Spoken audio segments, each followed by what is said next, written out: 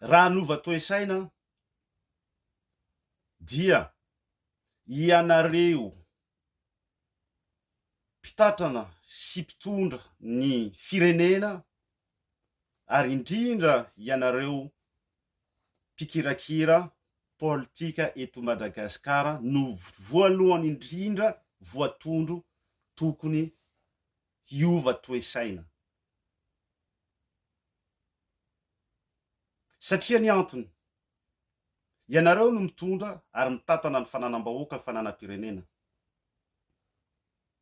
Ianareo no tokony hiova ny fanahinareo sy ny tsainareo ary ny fitondran-tenanareo ary ny toe-tsainareo voalohany indrindra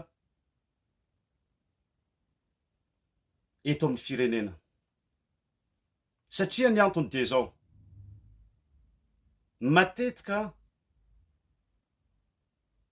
voalazanareo hoe mila miova ny toe-tsaina ny malagasy. Marina zany, mila miova ny toe-tsaina malagasy.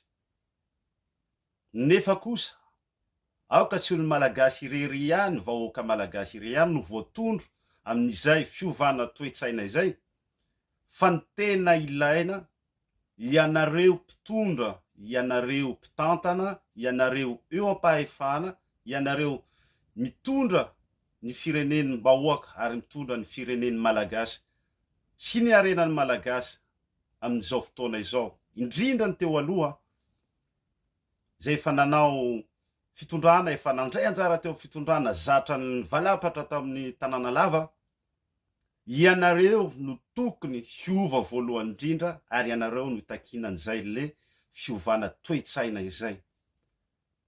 Raha mbola le toe-tsaina fitadiavan-tombotsoa ara-batana manokana, raha mbola le toe-tsaina fangoronan-karena, raha mbola toe-tsaina tsy misy ny fitiavan-tanindrazana sy ny mpiray firenena, dia mbola ny fahatrana sy ny fikorosanana no tonga eto amin'ny firenena. Tsy ny malagasy sy ny vahoaka tsotra ane no mitantana ny firenena fa ianareo e. Ka raha ny toe-tsainareo no tsy miova, dia mbola ny malagasy tsotra sy ny vahoaka tsotra ihany no hijinja ny ratsy ary hijinja ny valin'izany tsy hiovan'ny toe-tsainareo zany. Ka mangataka ary miteny